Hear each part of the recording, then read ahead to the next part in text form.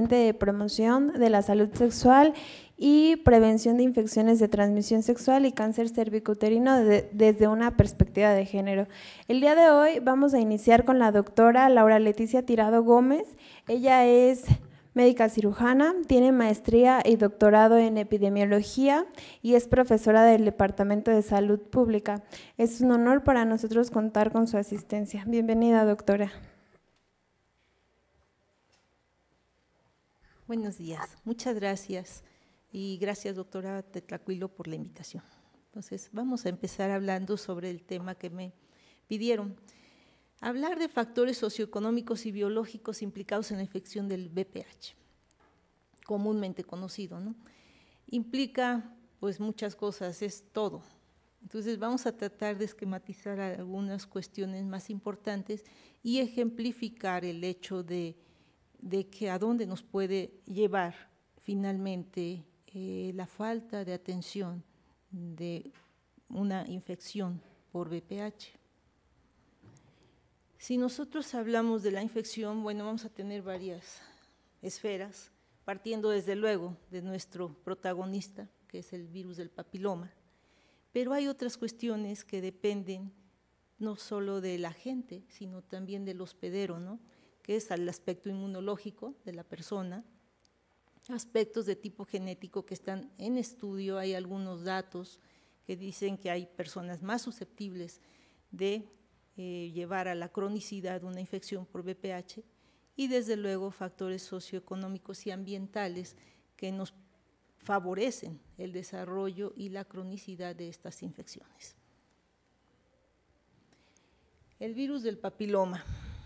Bueno, como ustedes saben, es un virus que tiene una doble cadena de DNA y una cápside icosaédrica con una región temprana que es esta, la región E, tiene 6 marcos de lectura, y una región tardía que tiene 2 marcos de lectura, L1 y L2, y la E tiene de E1 a E7, prácticamente son sus marcos de lectura. Hay evidencias de que el VPH es una causa de cáncer, y no solo cervicuterino, sino de otras regiones también, ¿sí? Se están estudiando. Inicialmente se inició con la presencia del cáncer cervicuterino y se dice, reportado por la literatura, que hasta en el 97% de los tumores va a tener la presencia del VPH. Bueno, la forma en que actúa de alguna manera es, bueno, vemos que el DNA del VPH se integra al genoma celular e inactiva el gen E2, favoreciendo la expresión de E6 y E7. Esto es bueno, esto todo es bioquímica y biología molecular, ¿sí?, que no nos vamos a detener más en ellos, sino simple y sencillamente les traje, y bueno, esta falta de expresión son capaces esta expresión de E6 y E7 favorece, ¿sí?, e inactiva las proteínas supresoras del marcador P53 y P105RB, lo cual favorece el desarrollo de células oncogénicas. Hay más de 100 variantes de VPH, son más. Se han ido identificando conforme ha pasado el tiempo y la nominación de los tipos de VPH ha sido conforme los han ido descubriendo, de tal manera que pues empiezan con el VPH tipo 1, tipo 2 y es la secuencia. De ellos, ¿sí?, hay aproximadamente 15 que son oncogénicos, ¿sí?, y son los que se estudian con mayor interés, dado que pueden llevar al desarrollo de la enfermedad avanzada, ¿no? La transmisión. ¿Cómo se transmite piel a piel o mucosas o por mucosas, ¿sí? Se habla de extragenital por fomites, es como un mito, ¿no? No se ha demostrado realmente. Lo que sí se ha demostrado es que la transmisión es de tipo sexual, penetra por sitios de microtrauma, y también hay una transmisión vertical de la madre al neonato en el momento de nacer y que genera una papilomatosis respiratoria a través de los tipos 6 y 11. Esto sí se ha demostrado, al igual que esto. Y esto, bueno, son algunos comentarios, pero no hay nada reportado formalmente. Tiene dos ramas filogenéticas con diferentes afinidades por infección, uno que va a piel y otro a mucosas. El epitelio abarca el epitelio plano queratinizado. Estos son los más benignos, ¿no? O sea, son el BPH, del cual tenemos más de 85 tipos, y los 15 básicamente que son oncogénicos van hacia membranas mucosas, ¿sí? La mayoría de las infecciones son asintomáticas, es decir, nosotros no nos damos cuenta que tenemos el BPH. Se reporta que las personas que inician vida sexual activa, en ese momento hasta el 70% de las mujeres presentan una infección por BPH. Esto no quiere decir que van a desarrollar la enfermedad hacia la cronicidad. Ahorita vamos a ver la historia natural más adelante. Y la duración de la infección, pues hay un estudio reportado, no puse el año, perdón, que menciona WHO, que el 91% de las estudiantes universitarias con BPH se volvieron a detectar a los 2 años para evaluar si tenían o no la presencia, y bueno, el 91% ya no la tuvo, ¿no? El que tiende a persistir mayor tiempo es el oncogénico, y en especial el 16. Como vemos, hay una exposición a BPH y esto va a generar una infección aguda con replicación viral y va a generar condilomas o NICs. ¿Qué pasa? Es subclínica. La infección es subclínica, nadie se da cuenta. Viene una autolimitación de la infección. Hay pérdida de genomas de BPH y finalmente se elimina el virus. Pero otro camino es que se retengan los genomas y se quede una infección latente que puede presentar una reactivación. Es decir, el BPH queda dormido, podríamos decirlo, dentro de la célula durante un tiempo indeterminado y se puede reactivar en algún momento que haya condiciones favorables para su desarrollo. Y por otro lado tenemos la infección persistente, que es la replicación y expresión de genes. Viene entonces ya una displasia celular y aparece el carcinoma in situ, que esto, dependiendo de qué tanto el organismo responda o no, puede llevar a un cáncer invasivo, un cáncer cervicuterino invasor. Esto es más claro aquí porque vemos qué tiempo pasa. Aquí son meses. En cuanto tenemos la infección, ¿sí?, pues viene un camino que se elimina, se autolimita por las condiciones del hospedero. Es decir, tiene una buena inmunidad, tiene una buena alimentación y el virus finalmente es eliminado. Pero también puede haber una infección continua. Y esto puede llevar a un NIC, también el otro camino, ¿no?, una infección continua, o bien un NIC, y lo mismo, puede volverse el NIC una infección permanente, o bien eliminarse. ¿Hasta cuándo hemos visto que se eliminan? Hasta el NIC 2, 3 puede ser reversible. ¿Sí? Ustedes ven la lesión, dicen displasia, tiene presencia, y a los 6 meses vuelven a tomar la muestra y ya no hay nada. O sea, el organismo responde. Para esto puede pasar años. Y ya más de 10 años nos va a llevar a la cronicidad, que es la persistencia de BPH, y se desarrolla el cáncer cervicuterino. Las etapas del cáncer, como ustedes saben, bueno, va avanzando, este es el tejido normal y se va infiltrando, pero la membrana basal se conserva hasta el in situ. En el momento en que se rompe se vuelve un invasor, y para esto existen reportes de citopatología que los clasifican del 1 al 5. ¿Sí? El 1 prácticamente por el sistema OMS o el sistema NIC o el sistema de Bethesda-Ley, pues prácticamente el 1 siempre va a ser normal. Y a partir del 2 ya se reporta como inflamación en el sistema OMS y como infección, reparación en el Ley. Y así podemos ir viendo, ¿no? Aparecen los NICs, que antes se reportaban como displasias, que ahora son NICs, y se reportaba como leve, moderada y severa, y ahora es NIC 1, 2, 3. ¿Sí? Luego viene el cáncer in situ y el invasor. Y en el sistema ley lo reportan como lesión intraepitelial de bajo grado, de grado alto, de grado medio, de grado alto, básicamente. Son 2 clasificaciones nada más, y el cáncer invasor. Las manifestaciones clínicas, ¿cómo se presenta el BPH? Pues como verrugas vulgares, ¿sí?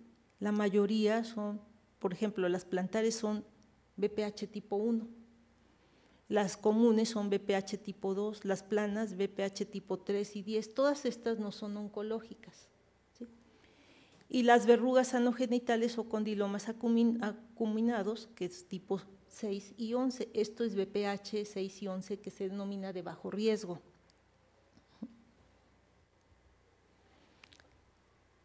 Como decíamos inicialmente, es una infección latente u oculta, asintomática totalmente, ¿sí? Lo más que pueden tener son algunas molestias, tal vez de comezón de las verruguitas, pero no tienen otra cosa, ¿no? Y a nivel de mucosas no se detectan. Y la persistente, bueno, la detección del mismo tipo de BPH en más de una ocasión en un periodo de cuando menos 3 a 6 meses, es decir, hoy detectamos un NIC 1, lo citamos a los 6 meses para evaluar y continúa con su NIC 1, aun si se le da tratamiento y vuelve con el NIC 1, eso es una infección persistente. ¿Sí? Y algunos de estos son porque son de alto riesgo, específicamente 16 y 18, BPH 16, 18 se vuelven persistentes. En esta lámina lo que les pongo es algunos tipos de enfermedad y el tipo de BPH que se encuentra presente y el tipo de transmisión, ¿sí? Lo que más está estudiado es esta parte, cáncer cervicuterino con una transmisión sexual y los tipos de HPV, de alto, de medio y de bajo riesgo. Estos son los que están asociados al cáncer de cervix. Y algunos otros tipos de cánceres, ¿no? Pero verrugas cutáneas, si se dan cuenta, también es contacto sexual, puede ser, pero no son oncogénicas. ¿Cómo se encuentra la prevalencia de BPH en mujeres infectadas? Entonces hay un estudio, aquí, 2005, en el cual se estudiaron mujeres infectadas con una mediana de edad de 46 años de la IAR, que es el instituto, la Agencia Internacional para Investigación en Cáncer, y tenían una edad promedio mediana de 46 años. Y otras mujeres en Estados Unidos con una edad mediana de 25 años. ¿Sí? ¿Y qué vemos en esto? Bueno, el 16, por supuesto, es el más frecuente, aproximadamente las mismas proporciones, independientemente de la edad. ¿Sí? El 18, muy parecido, baja un poco, sube en las mujeres jóvenes el 31, de 4.2 a 6, así como el 45. El 35 son los que se ven más elevados en las mujeres jóvenes. Como les decía al inicio, son mujeres que inician vida sexual activa, entonces están en contacto con el virus y estas prevalencias seguramente a la edad de 35 años van a ser muy diferentes hacia la disminución. El BPH se encuentra en prácticamente toda la población.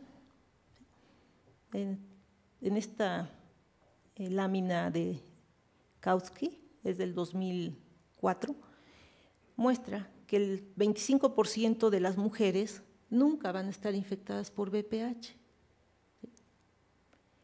Pero hay un 60% que van a estar infectadas, van a tener anticuerpos, sin embargo, el Papá Nicolau es negativo.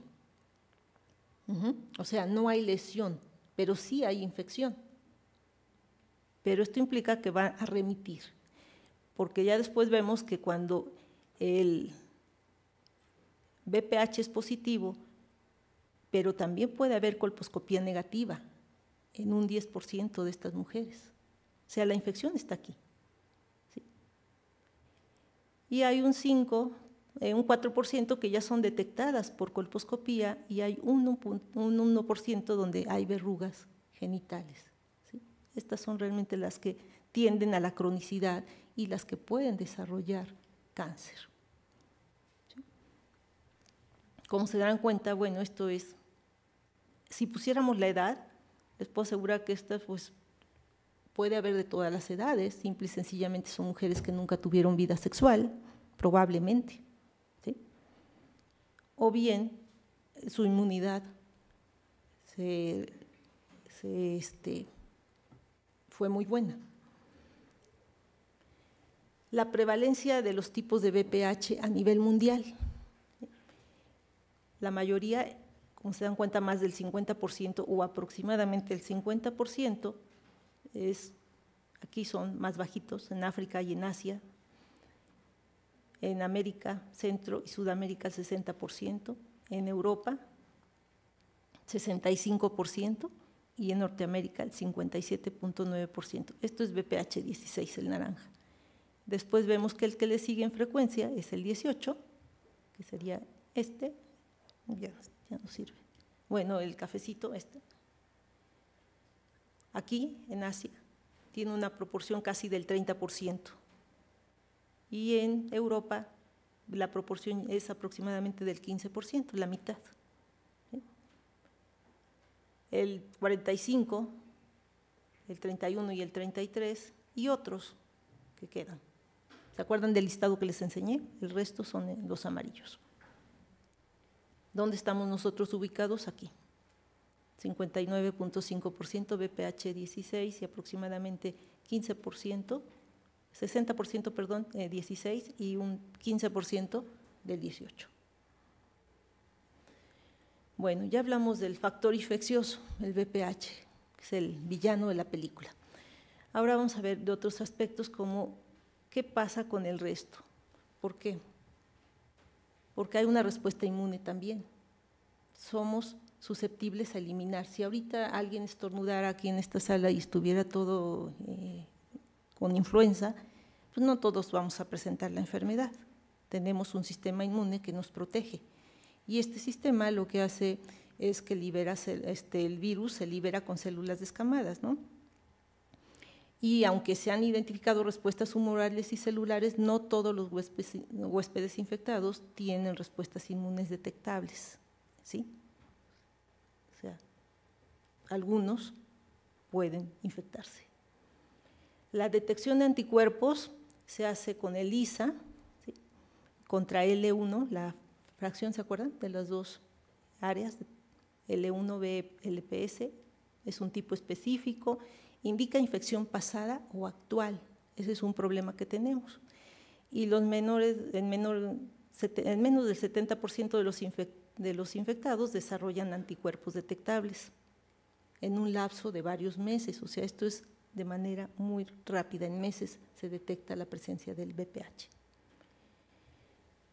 Por otra parte, pues no hay métodos de cultivo in vitro para BPH como tal, no se puede propagar en líneas celulares, se están haciendo diversos estudios, pero hasta el momento no se ha logrado, y el diagnóstico requiere detección de DNA, ¿sí? Tomando una muestra del sitio de infección.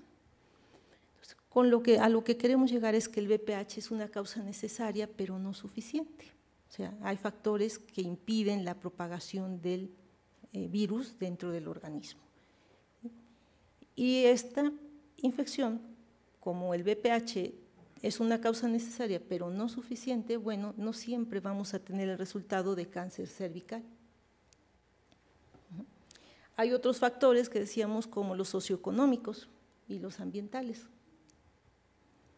Como se ha estudiado mucho, la edad temprana de la primera relación sexual, en donde se ha explicado que el trauma sobre el cérvix genera sobre un cérvix con un epitelio muy joven, pues fácilmente la penetración del virus a las células. Pero puede quedar ahí latente y dar síntomas muchos años después.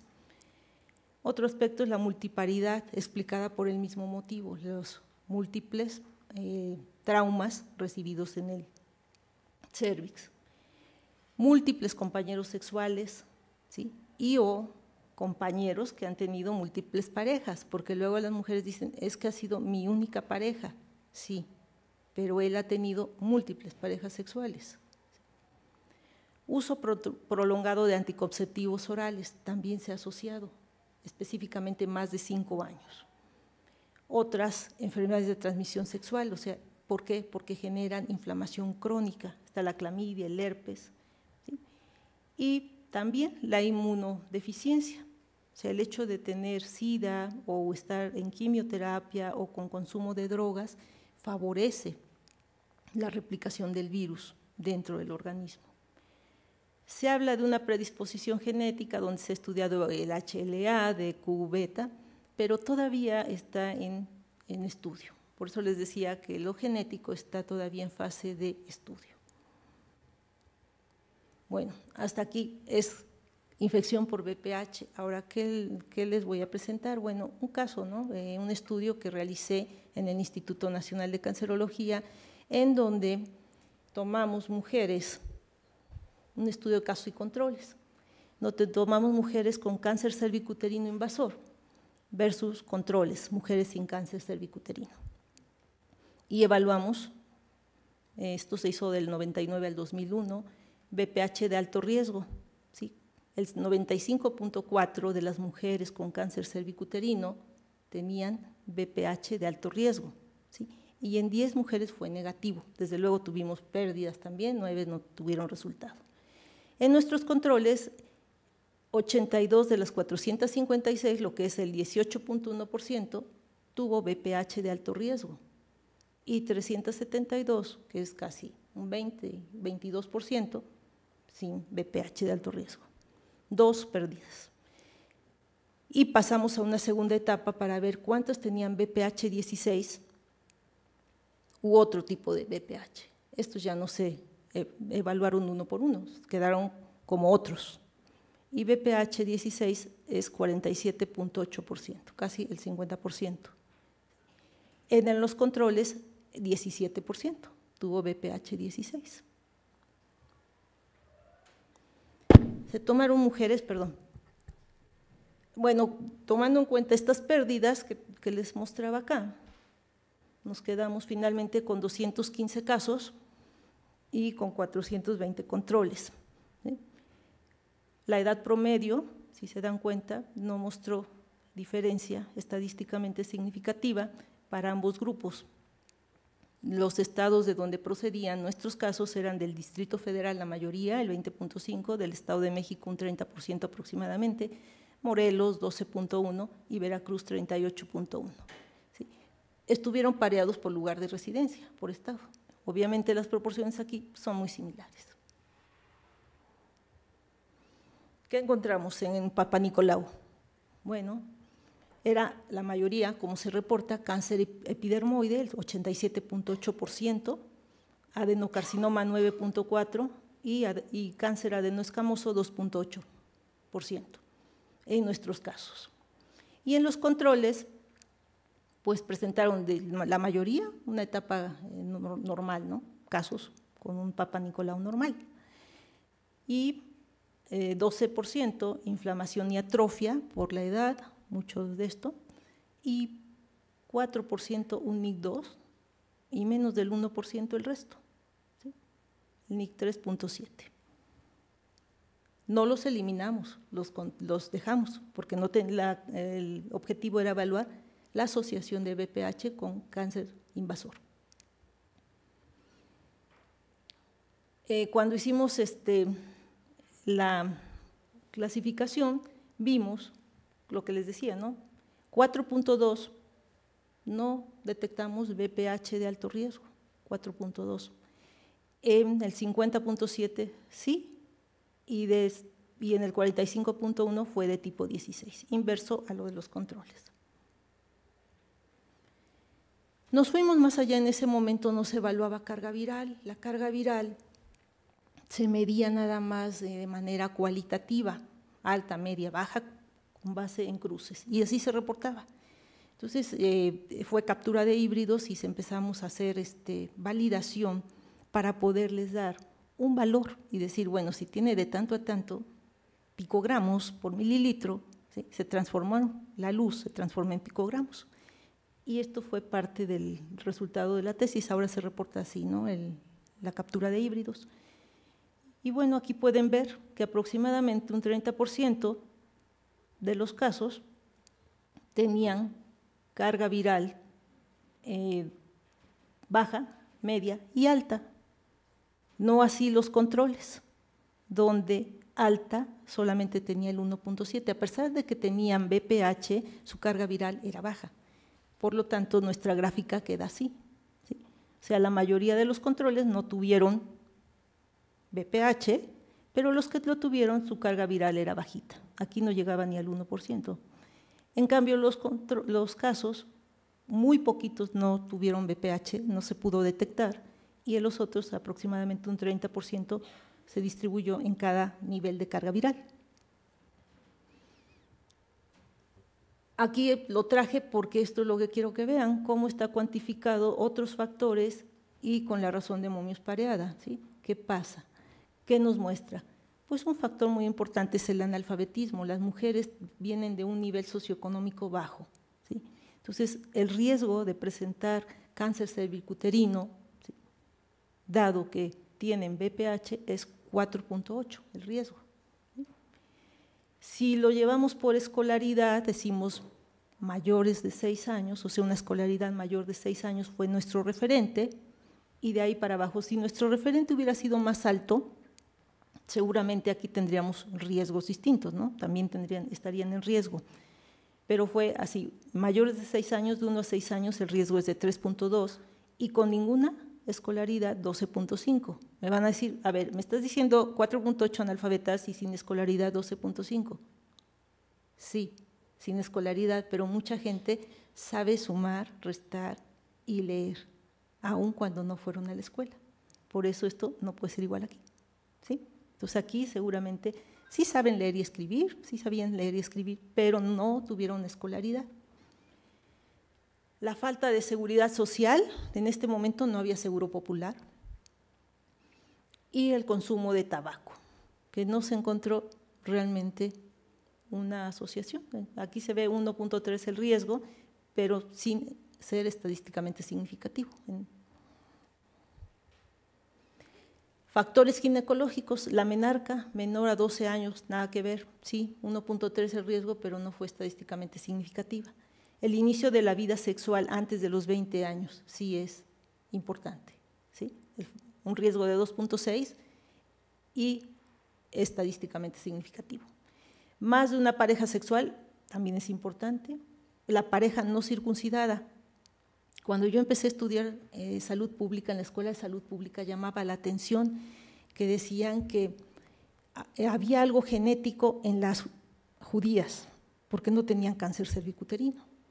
Y entonces empezamos a hacer estudios y todo, y pues estribaba en esto. El ritual en los judíos es la circuncisión a los 8 días de nacido, ¿no? Entonces, las judías, pues se podría decir que tendrían más higiene, ¿sí?, al estar circuncidada la pareja. Pero el riesgo, si no está circuncidado, es de 2.7, o sea, sí es un factor de riesgo, la falta de circuncisión. Y desde luego el número de partos pues presenta un gradiente biológico, aunque aquí no alcanzó la significancia estadística, ¿ven? Aparentemente no hay riesgo teniendo de 1 a 3 partos, pero de 4 y más el riesgo se incrementa hasta 4.2, ¿sí?, y resulta estadísticamente significativo. Esto es la multiparidad. Otros factores fueron el uso de anticonceptivos hormonales, que salió 1.6, sin embargo, no hubo diferencia estadísticamente significativa. Y el antecedente de infección, que decía yo, clamidia, herpes, sí está asociado y se demuestra con este riesgo. Y finalmente nuestro protagónico, ¿no?, el BPH. ¿Qué pasa? Si hay BPH de alto riesgo, el riesgo es de 78.3, con un intervalo bastante amplio en este caso por falta de tamaño muestral, como lo vamos a ver más adelante, pero muy lejano de la unidad, 29 a 210.9. Lo analizamos después, la infección por VPH sin VPH de alto riesgo. ¿Se acuerdan que teníamos ahí un grupito de mujeres que no habían detectado VPH de alto riesgo? Es nuestro valor referente. Seguramente estas mujeres que no les mencioné tienen VPH de bajo riesgo, 6, 11, pero eso no se hizo en ese momento. Entonces, este era nuestro referente. ¿Qué pasa si el VPH es de cualquier tipo menos 16? Pues el riesgo es de 64.1, pero si es 16, ese riesgo es de 429.7, es decir, tiene un incremento exponencial, logarítmico, ¿no? Básicamente. Cuando vimos la situación de la carga viral, el comportamiento es igual. A mayor carga viral, mayor riesgo, y este riesgo llega a ser hasta 613 veces, 612 veces, perdón, mayor que en mujeres sin carga viral alta. Y tomamos algunos otros, con esto construimos un índice al final, pero lo analizamos de manera individual primero para ver cuáles tenían mayor peso, ¿no? Que hablaba de condiciones socioeconómicas derivadas de construcción de la vivienda, si tienen un cuarto para cocinar, si tienen agua entubada, si el consumo del agua es sin tratamiento, sin drenaje, sin luz. Ojo, no quiere decir que el hecho de que tomen agua sin hervir les va a dar VPH y cáncer cervicuterino, no. Estas variables se tomaron para construir un índice y poder evaluar el nivel socioeconómico en las mujeres. Y hay algunas muy sensibles, como lo reportan, como es el número de focos y sin luz eléctrica. Este es muy sensible, nos habla de nivel socioeconómico. Si se dan cuenta, son mujeres con un nivel socioeconómico bajito, muy bajito. Después finalmente ajustamos para ver cómo estaban y tomamos algunas variables, ¿sí?, de las que vimos que eran más importantes y construimos el índice socioeconómico. ¿Sí? ¿Y qué vimos al ajustar ya por tipo de VPH y carga viral? Bueno, vemos que si el VPH no es 16 y tiene una carga viral baja, el riesgo es de 50.5. ¿Sí? Si no es 16, pero una carga viral intermedia es 255, y si es alto, 527. Esto siempre y cuando no sea VPH 16. Cuando es VPH 16, los riesgos se incrementan. Ojo, aquí se cayó. ¿Qué implica esto? Si este hubiera salido bajo, había un error, pero este salió alto. Aquí lo que faltó fue tamaño muestral. Y si se dan cuenta, los intervalos de confianza están muy alejados de la unidad. Entonces, aquí se ve una tendencia monotónica: mayor carga viral, mayor riesgo. ¿Sí? Tanto en personas infectadas por cualquier VPH versus las infectadas por VPH 16. Y al ajustar a estas variables también en el modelo, vemos que, ¿se acuerdan? Sin acceso a la seguridad social era 5.7 el riesgo, se eleva a 8.8. ¿Sí? La infección cérvico-vaginal era de 2.7, ajustando ya por todas estas variables sube a 5.2.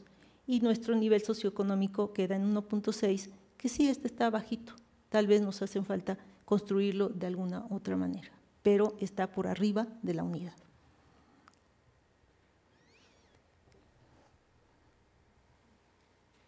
Aquí lo que hicimos fue ver qué pasa, la razón de momios, en mujeres con cáncer cervicuterino y VPH 16 y mujeres con cáncer cervicuterino y sin VPH 16. Pero quitando el efecto del VPH, y vemos la paridad, el inicio de la vida sexual, el analfabetismo, el acceso a la seguridad social, el uso de anticonceptivos y la infección cervicovaginal y el nivel socioeconómico. ¿Y qué podemos ver de diferencias? Bueno, que la paridad está muy, muy alta en comparación en las mujeres con VPH 16 versus las que no tienen VPH 16. En otras son muy similares, el analfabetismo igual, se eleva, y el acceso a la seguridad se invierte. ¿Sí? Básicamente, todos son muy similares. Entonces, ¿qué quiere decir esto? Que sí hay otros factores que se asocian con la presencia del cáncer cervicuterino. y no solo la presencia del VPH. Como decíamos, es una causa necesaria, no suficiente el VPH. Este estudio también tuvo una parte cualitativa, en el cual hicimos ahora sí que una recapitulación y entrevistamos a todas las mujeres con cáncer cervicuterino, a los 215 y a los 420 controles. Y de ahí tomamos una muestra representativa de cada una de las mujeres para comparar. Y en este caso nada más les traigo la parte de las mujeres que tuvieron cáncer cervicuterino y se evaluaron se exploraron con entrevistas a profundidad 6 rubros, que es la subjetividad, la familia, género, conocimientos, prácticas y la utilización de servicios de salud. En cuanto a la subjetividad, pues se analizaron reacciones a nivel emocional, ¿sí? Y la interpretación personal de algunos signos y síntomas, un diagnóstico positivo que genera pues miedo, depresión, tristeza o culpa. Y pues aquí están algunos de los testimonios que las mujeres mencionan en el momento en que reciben un diagnóstico. ¿Sí? Lo pueden ustedes leer. Dice, pero ahora veo mi caso y digo que hubiera sido 1000 veces mejor haber quitado esa pena y todos los complejos tontos que uno se mete, y yo creo que ahorita no estaría pasando por esto. Resalta la ausencia de la actitud preventiva, no lo tienen. Dice, después de esto, ¿se hizo algún estudio, alguna prueba, visitaba al médico? Pues no, desde que me operaron no, hasta apenas, nunca me hice nada, ni vi al doctor, nada, hasta que se presentaron las molestias. O sea, las mujeres, ¿qué pasó aquí? Tuvo seguramente un NIC,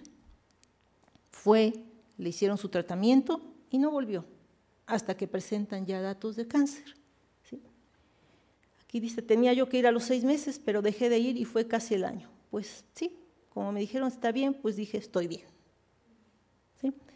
Y decía yo, no, si eso no es necesario, si no tengo yo nada, yo me siento bien, no estoy enferma, por supuesto, no te va a dar datos hasta que ya es un cáncer. ¿Sí? Entonces hay una ausencia muy marcada de tipo preventivo en las mujeres.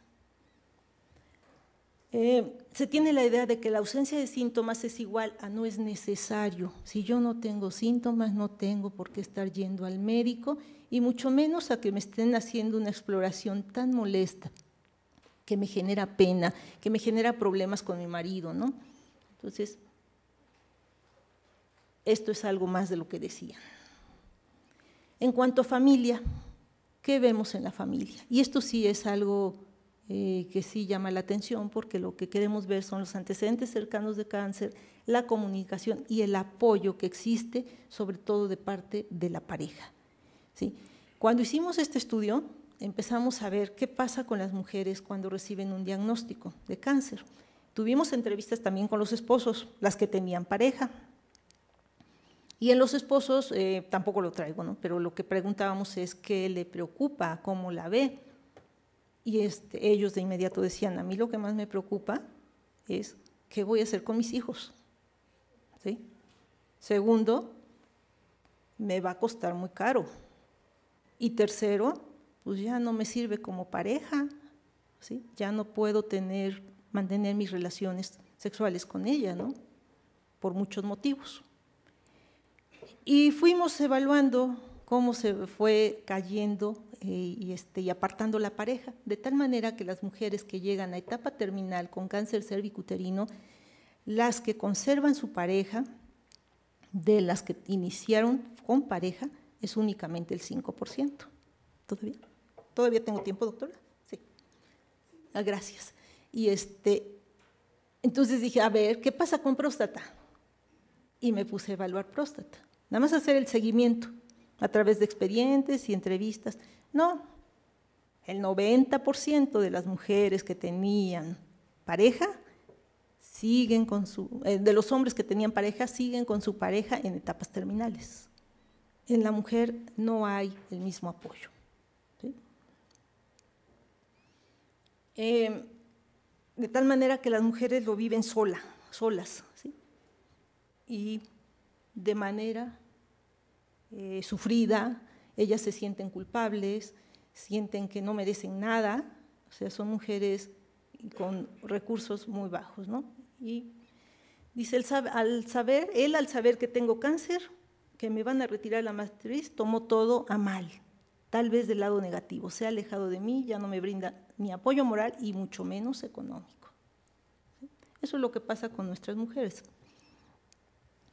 En cuanto a género, ¿qué se contempla aquí? Concepciones, acciones y percepciones que reflejan la construcción social de los sexos.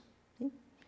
Se incluyen también reacciones que tienen las parejas con las mujeres y las razones, ¿sí?, de las mujeres para no realizar la prueba de Papa Nicolau. La razón principal en cuanto a género es la situación del tipo de prueba que me van a hacer y que mi esposo lo impide, ¿no? Para ella resulta incómoda la realización del Papa Nicolau. Muchas mujeres no cerramos a que nos vean, a que nos van a ver y cómo nos van a ver. ¿Sí? Cómo llegan, ahorita están haciendo otro estudio aquí en el Departamento de Violencia de Género y Cogénero en cuanto a obstétrica. Cómo llegan las mujeres si son maltratadas en el momento del parto, ¿no? Lo mismo aquí, ¿no? O sea, cómo se maltrata, cómo se toman las muestras. La experiencia es que muchas veces son médicos residentes o enfermeras, y créanme que la enfermera tiene más cuidado de tomar un Papa Nicolau que un médico. Sin embargo, parte de la formación de los médicos es que tomen Papa Nicolaus y son más agresivos, de verdad. Bueno, pues aquí mencionan algunas cosas, cómo la ven ellas, cohibidas, y pues cómo a través de los hijos y de las hijas sobre todo es que ellas se van abriendo, es que ellas pudieron llegar a solicitar atención médica, porque si por ellas hubiera sido, a lo mejor se quedaban en su casa con sus sangrados, sus dolores, hasta que morían. Pero las nuevas generaciones, la apertura, hace que se acerquen más las hijas a las personas. Esto también la puse porque en cuanto a género resalta la idea de placer de sus compañeros, ¿sí?, y el comportamiento del personal de salud que pone en tela de juicio el comportamiento sexual de la mujer antes que el del hombre. Entonces lean este texto de verdad, dice uno, no doy crédito que esto pase en un instituto nacional, ¿no?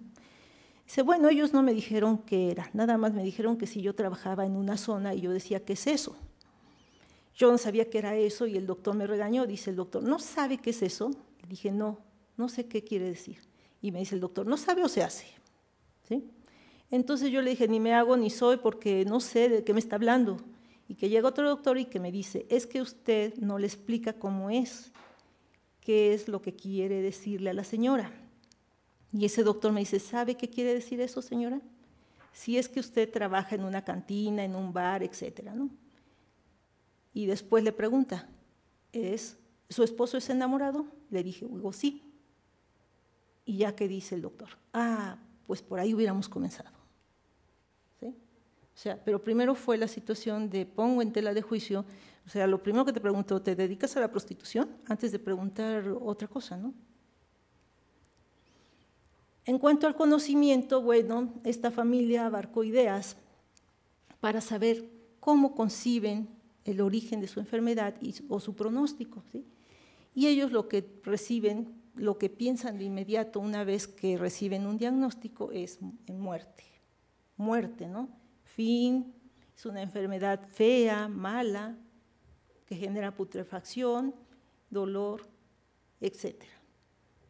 Para mí es una enfermedad, yo siento que para quien la tiene ya no sale de ahí. Con esto está reflejando que lo que solo ella espera es la muerte.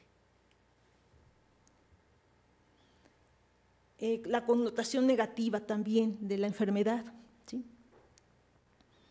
La idea de muerte no siempre se expresa en forma directa, como les enseñaba, ¿no? Sino oculta o disimulada. Pues es que, dice, ¿qué le preocupa a sus hijos? Pues es que todavía están chicos y se van a quedar solos, ¿no? Nada más es lo único. ¿Por qué? Porque ellos saben qué clase de parejas tienen. Y lo habitual es que el marido, en cuanto ella fallezca, abandone a los hijos, ¿no? Las prácticas, bueno, la ausencia, ¿por qué? ¿Qué implica las acciones para el autocuidado? No las tienen, o sea, son mujeres que no llevan una práctica preventiva, como les decía desde el principio. Su procedimiento es al momento. Otra práctica, mala práctica, ¿no? Los remedios caseros. Antes de llegar al médico, la mayoría pues, refirió haber hecho algunas de estas cosas, ¿no? Y la práctica del Papa Nicolau, pues no, ¿sí? Vergüenza, pudor. Era la primera vez, la mayoría de las mujeres, que se realizaba una prueba de Papa Nicolau. Y era el momento en que le dieron un diagnóstico de cáncer cervicuterino.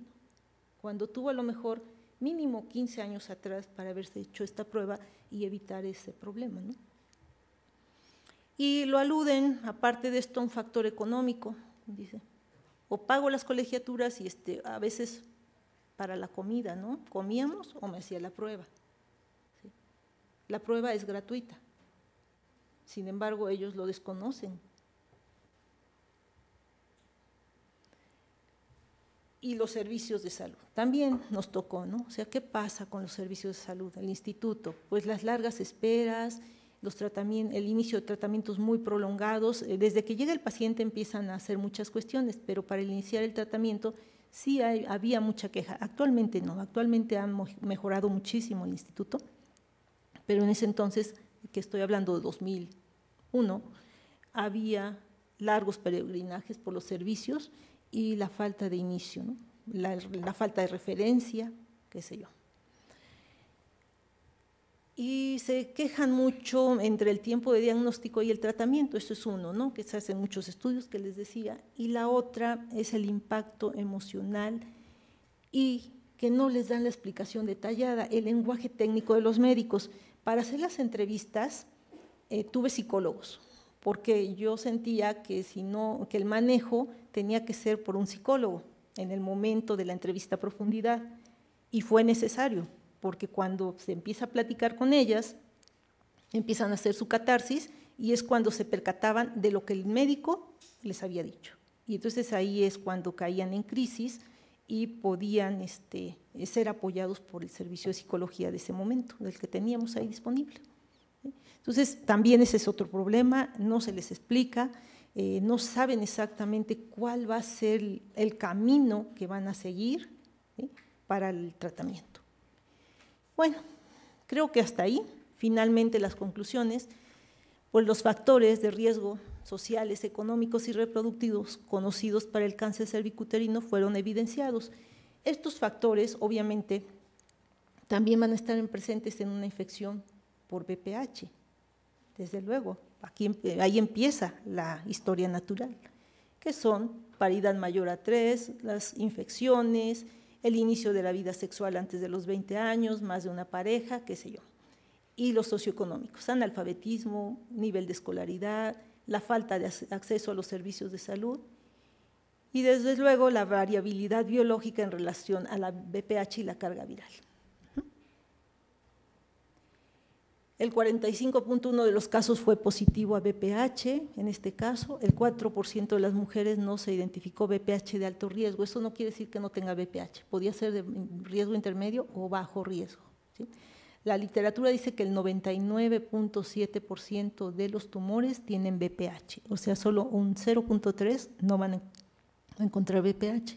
En este caso encontramos un 4%, pero estos seguramente tenían otros tipos de VPH, ¿sí? Se mostró que la carga viral es independiente con el tipo de VPH, se encontró la relación dosis y respuesta, mayor carga viral, mayor riesgo, y se identifica como un cofactor de esa carga viral y posible promotor del desarrollo de la enfermedad.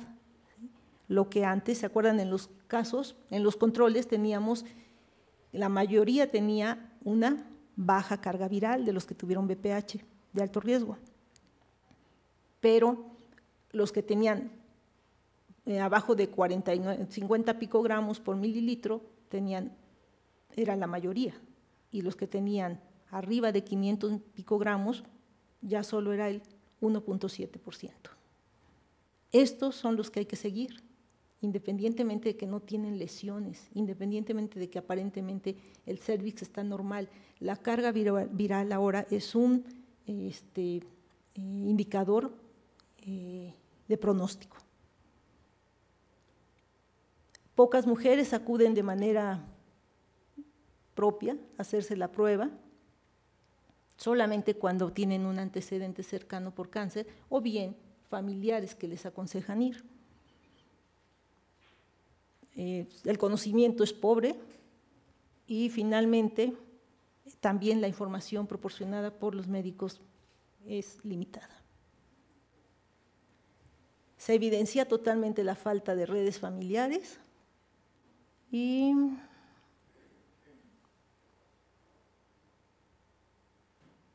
bueno, lo que decía yo, identificación de mujeres de alto riesgo con base en la evaluación de la carga viral, no solo la presencia de VPH. Puedes tener VPH pero con una carga viral baja, no pasa nada, lo puedes tener en observación. Tienes VPH sin alteración de la citología, tienes que hacer seguimiento porque tienen carga viral alta. Y bueno, finalmente las conclusiones de la infección por VPH, pues tiene una alta prevalencia como vimos, se dieron cuenta que el 75% de las mujeres han tenido una infección por VPH, ¿sí? Se transmite fácilmente y es frecuentemente asintomática. Si la infección es por VPH de bajo riesgo, puede causar verrugas genitales o displasia cervical. Y la infección por VPH de alto riesgo causa displasia epitelial genital que puede progresar de manera crónica hasta llegar a ser un cáncer cervicuterino u otro tipo de cánceres, como les mostré en la lámina anterior. Y con esto pues termina mi presentación. Gracias. Si tienen alguna pregunta, con todo gusto. Sí. Gracias, buenos días. Buenos días. Yo quisiera preguntar acerca de la población juvenil. Sabemos que están más, hay más medios por los cuales ellos pueden conocer, etcétera, pero en cuanto a estudios específicamente de escolaridad superior, que es la que nos atañe, la que tenemos, que recibimos, ¿tenemos algunos datos al respecto? No los tengo, doctora. Eso no. Estamos preparando un protocolo precisamente, que es lo que yo quiero trabajar aquí en CEU, para ver cómo llegan desde el primer grado y ver cómo evolucionan conforme pasa el tiempo.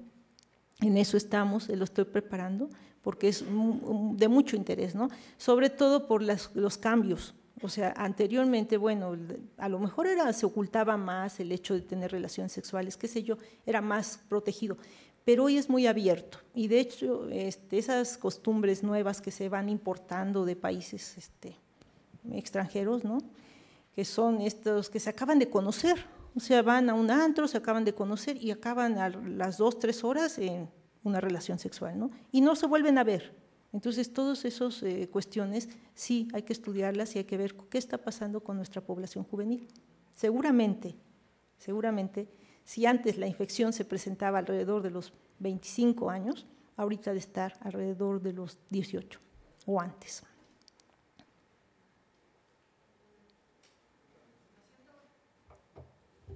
Hay un dato que es sumamente importante, el de la pareja. Sí. Y independientemente de que esté civilmente o no, ese es otro menester. Uh-huh. Pero ¿qué hay con respecto a dos posiciones, digamos? La primera es, ¿existen pruebas para ellos? Sí. En el inter de que, esa es una. Y segundo, ¿cuál es el apoyo que se le da a la mujer con respecto a que cuando ya tiene avanzado un cáncer y se ve ¿cómo se llama esto?, el desapego, etcétera, por parte de alguna instancia? Bueno. ¿Sí me expliqué la última? Gracias. Sí, en esta época que se hizo el estudio, obviamente no había seguro popular. Como les decía, ahora está el seguro popular. Tampoco garantiza el apego al tratamiento. ¿Por qué? Porque el tratamiento también ahora se modificó y la norma oficial mexicana habla de incluir quimioterapia dentro del tratamiento de cáncer cervicuterino. Esto hace que algunas mujeres deserten por las reacciones secundarias de la quimio. Desconozco el caso. Yo estuve en cancerología hasta hace 6 años, ¿sí? Y ya no, cuando empezaba el Seguro Popular justo, ¿sí? Y empezaron a hacer estudios para ver el apego, porque ahora pues cada mujer que llega se hace un diagnóstico y se asigna una cantidad determinada para ese tratamiento, hasta terminarlo, pero las mujeres muchas veces desertan por múltiples motivos. Digo, aquí presenté las que acuden con más frecuencia, sin embargo, las de Veracruz eran las que más desertaban porque ya está más retirado, ¿sí? El Estado de México apareció el INSEMIN, entonces muchas migraron para allá, pero se desconoce realmente. El apoyo que se da es tratamiento completo, está dentro del Seguro Popular, sin embargo, no se garantiza el apego al tratamiento al 100%. ¿Sí? En cuanto a la primera pregunta, sí existen pruebas, ¿sí? Es algo dolorosa porque se toma una muestra de uretra, ¿sí? Pero sí existen. Incluso se estaba haciendo un estudio en el Instituto de Cancerología en varones y se quería correlacionar con la presencia del virus en la mujer, ¿sí? Pero lo detuvieron porque éticamente no procedía. El hecho de que el varón tuviera VPH y lo hubiera transmitido, les digo, o sea, la infección puede remitir. Sin embargo, transmitió en ese momento la infección a su mujer y quedó ahí latente. Cuando se expresa y le hacen prueba a él es negativo, entonces se empezaron a generar problemas, porque ella era positiva. Y ella decía, no, de verdad mi única pareja es mi marido, ¿sí? Entonces era un desfase en el tiempo, obviamente, y se tuvo que detener, pero sí hay manera de identificar el VPH en los varones y también hay tratamiento para ellos, ¿sí? Lo más frecuente son las verrugas, esas son muy visibles, ese es tratamiento muy fácil, pero también hay otros tratamientos hoy en día para los varones. Y ahorita se está realizando aquí en la Unidad de Proyectos Especiales un estudio para evaluar la vacuna de VPH en niñas y en niños. Se aplicaron ya aquí en el Distrito Federal 1,000 niños y niñas. Y ahorita se está aplicando la segunda dosis y se están nuevamente tomando muestras de sangre para la titulación de anticuerpos. ¿Sí? Porque se cuestionó mucho por qué solo las niñas, si el portador es el hombre. Ahora ya también se ha visto que está asociado el VPH con cánceres en los varones, cáncer de pene, cáncer de próstata incluso, ¿no? Entonces, por eso ya ahorita cobra mucho más interés. Y la vacuna va a ser para ambos. Sí. Bueno, a mí me gustaría preguntar cuáles podrían ser algunas estrategias para poder promocionar aquí en los jóvenes de Ciudad Universitaria principalmente, o bueno, cualquier otro joven, acerca de la prevención del VPH. Bueno, la prevención siempre se ha manejado a través del condón, que te dicen, no solo vas a evitar un embarazo no deseado, sino enfermedades de transmisión sexual. Entre ellas está el VPH, ¿no? Que te genera una infección. Es lo que más se ha promocionado. Pero realmente campañas yo no he visto de ningún tipo, ¿sí?, que se hagan dirigidas a jóvenes. Se les hace una evaluación aquí cuando entran, les toman algunas variables, peso, talla, presión, qué sé yo, pero nada más. Y estamos insistiendo mucho en que la población que tenemos es población en riesgo y tenemos que trabajar mucho con ellos. Les digo que ahorita yo estoy preparando el protocolo para ver al menos la prevalencia de VPH en los que ingresan, ¿no? ¿Sí? Ahora, ojo, se puede tomar la muestra, se puede hacer un Papá Nicolau aun cuando no hayan iniciado vida sexual, ¿sí? Se pueden tomar los Papá Nicolaus. Se supone que a partir de los 18 años te debes hacer un Papá Nicolau y es con pipetas. Entonces, digo, sí, es una prueba molesta y va a tener sus bemoles, ¿sí? Pero, como decimos, si ya inició vida sexual, son las que están en riesgo de tener una infección por VPH y son las que tendríamos que tener con criterios de inclusión para nuestro estudio. Con respecto a lo que comentaba la doctora, sí, aquí en la Dirección General de Servicios Médicos de la UNAM hay campañas de promoción para VPH y también todas las estudiantes, todas las universitarias, desde preparatorias, SHs y a nivel universitario, ya licenciatura y posgrado, tienen derecho a los servicios médicos y pueden ir a tomarse su Papá Nicolau sin cita, sin carnet ni nada, solamente van y lo piden y ya las enfermeras tienen su agenda y la citan. Y entonces se toma el Papá Nicolau. Y de campañas de promoción, pues están los exámenes que comentaba usted, al ingreso que se detectan poblaciones de alto riesgo y ya en cada plantel universitario se citan a las pacientes, bueno, a los alumnos. A los alumnos que están en alto riesgo y ya se hace su campaña de promoción, digamos, personalizada. Eso sería como una parte de lo que hace la universidad. Sí, pero no existe una promoción como tal, porque yo digo, a lo mejor yo soy neófita en el asunto, pero yo nunca he visto un cartel donde digan qué servicios ofrecen en los servicios médicos de la UNAM. O sea, sí se conocen, pero a lo mejor por una población muy reducida.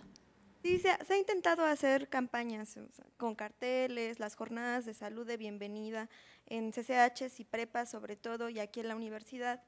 Y bueno, sí, o sea, sí hay campañas, pero sí no tienen tanta promoción, sí hace falta. Así es. Gracias. Gracias a usted.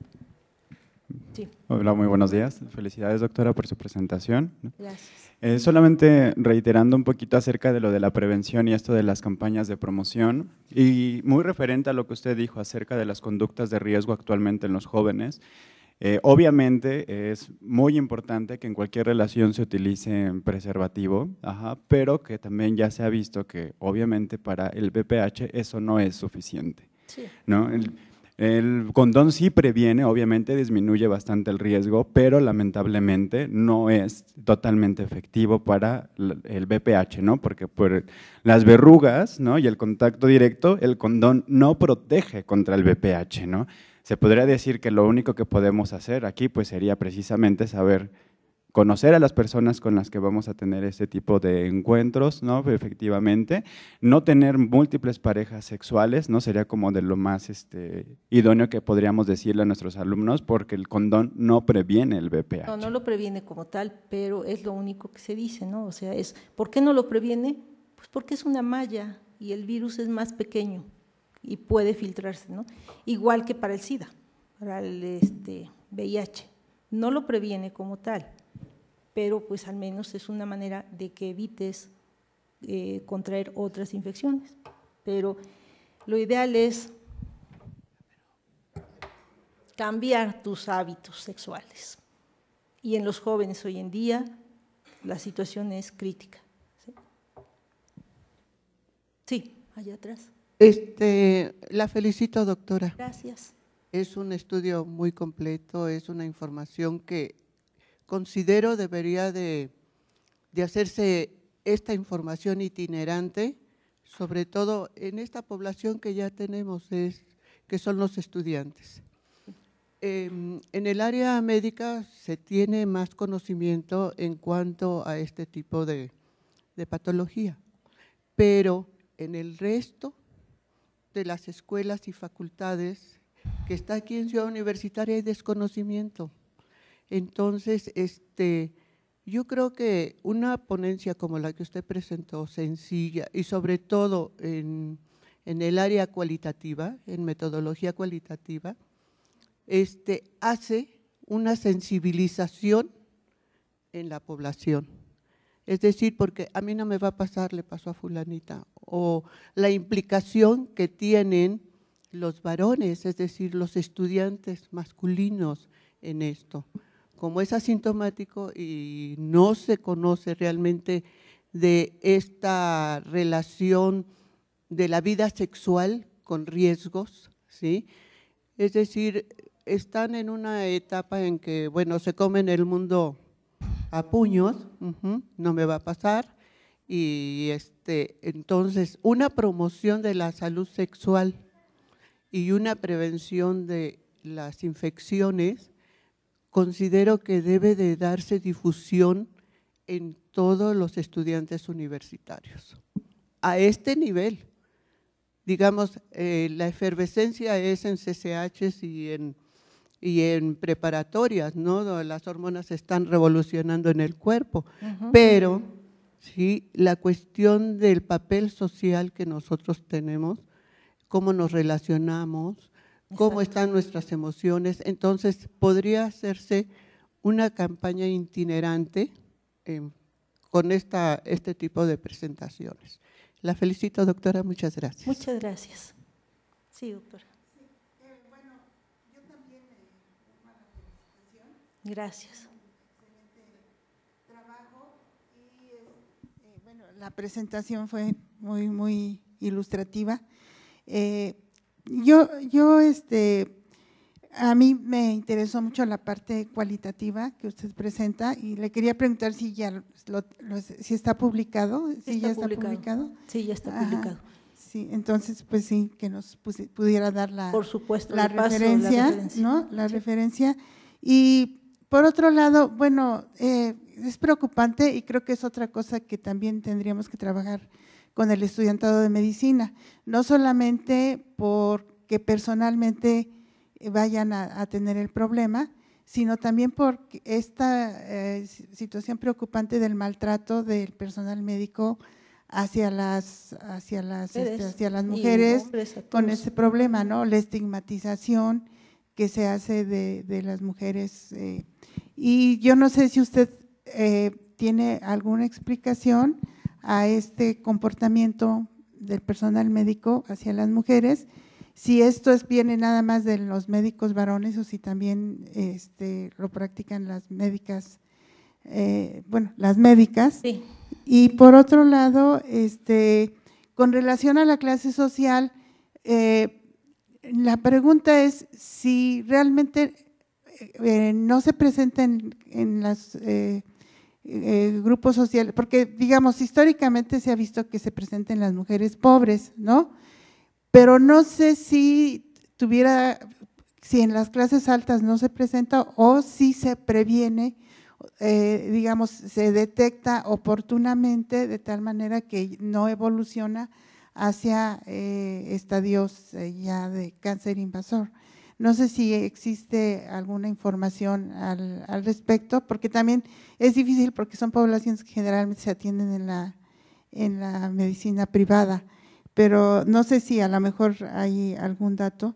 Y con relación al condón, bueno, hay algunos estudios que se han hecho justo en poblaciones universitarias y donde se ha visto que ciertamente no previene al 100% porque parte de la transmisión es a través de la piel, o sea, y que entonces desde el juego sexual y las secreciones, desde el inicio de las secreciones sexuales, antes de que se utilice el condón, ya está secretándose el virus.